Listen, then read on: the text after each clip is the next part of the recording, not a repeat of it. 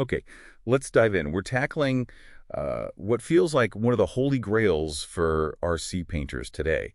That really complex, vibrant, almost glowing metallic fluorescent blue on a clear Lexan body. We've got the Tamiya PS paints lined up.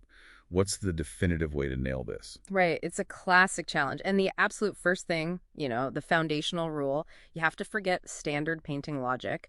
With polycarbonate, it's all about the inside out philosophy. You're painting the inside surface. Ah, yes. So the clear body itself is your final gloss coat. Exactly. It's like a built-in protector. It gives you that perfect shine. But yeah, it messes with your brain because the very first paint you lay down is actually the last thing someone sees looking at the finished car. It's thinking in reverse. Okay, thinking in reverse. Yeah. But even before we grab a can, you mentioned something, a zero step.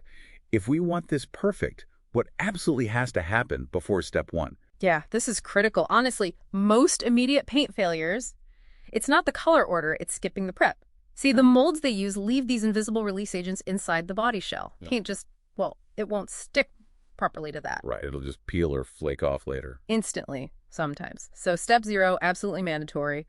Wash the entire inside surface, mild soap and water, rinse it really well, then let it dry, and maybe a final quick wipe with isopropyl alcohol. Then you can think about paint. Skip that. Game over before you start. Crep nailed. Okay, now color order. Let's talk about the intuitive but wrong way first. Yeah. Someone grabs, say, PS3 or PS30 opaque blue, The standard Tamiya blue, yeah.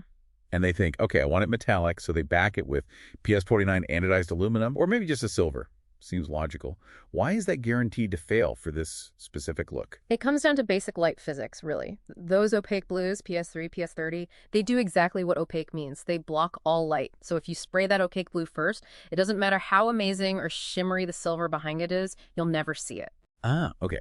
So the opaque blue just creates a solid wall of color. Completely. It completely hides the backing coat. You just end up with, well, a solid blue car. Not metallic, not fluorescent, just plain blue, like painting a brick wall. Okay, that clarifies why the obvious path doesn't work. So this brings us to translucent paints, and this is where the backer becomes like super important, right? How do different backers like silver or white change the game?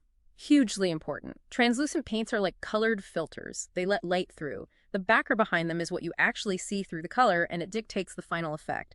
So silver, like PS12 or the brighter PS41, that gives you the metallic flake, the shimmer. It reflects light back with that metallic quality. Creating that candy look. Exactly, the candy effect. But white, like PS1 white, does something different. It reflects the maximal amount of light back through the translucent layer. This is absolutely vital for fluorescent colors. Why specifically for fluorescence?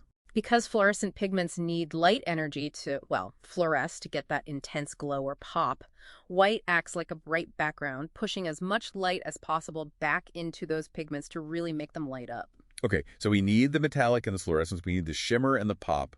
What's the definitive three-stage Tamiya PS formula then? Lay it out for us. Right, for that specific metallic fluorescent blue, you need 3 distinct stages, applied in this precise order. First, layer 1 is your color or tint coat. This is PS38 fluorescent blue, which is translucent. Apply maybe 2, 3 very light coats. This sets the actual blue hue. Okay, PS38 first, light coats. Ben. Second layer, the metallic backer. This is where you use PS41 bright silver, or PS12 silver works too, again, 2 or 3 light coats. This layer provides that metallic sparkle through the blue. Got it. Blue filter, then the silver sparkle. What's the final piece? The final backer. This is critical for the fluorescence. You apply 1 or 2 medium coats of PS1 white. This seals everything, ensures total opacity so no light leaks through from behind, and crucially, it reflects light back through the silver and the blue, making that PS38 fluoresce like crazy. PS38 translucent blue, then PS41 silver, then PS1 white. That's the magic combo. Now, application. You stressed light coats. People get impatient, right? Especially seeing thin, translucent color go down. Yeah. What's the key technique? Patience is everything here. Multiple light coats are non-negotiable. You absolutely must let each coat flash off, basically let the solvents evaporate so it's touch dry before applying the next. If you go too heavy, especially with the translucents or metallics, Blotches and runs, yeah. instantly visible. And here's a little pro tip, especially for metallics like that silver. Warm the aerosol can beforehand. Just sit it in a bowl of warm, not hot water for maybe 10 minutes. What does that do? It lowers the viscosity of the paint and increases the pressure slightly. You get much better atomization. The paint sprays out in finer, more consistent particles. That fine mist is key for a smooth, even metallic layer without splatters. It makes a huge difference. So warm the can, light coats, let it flash off. Bingo. Got it.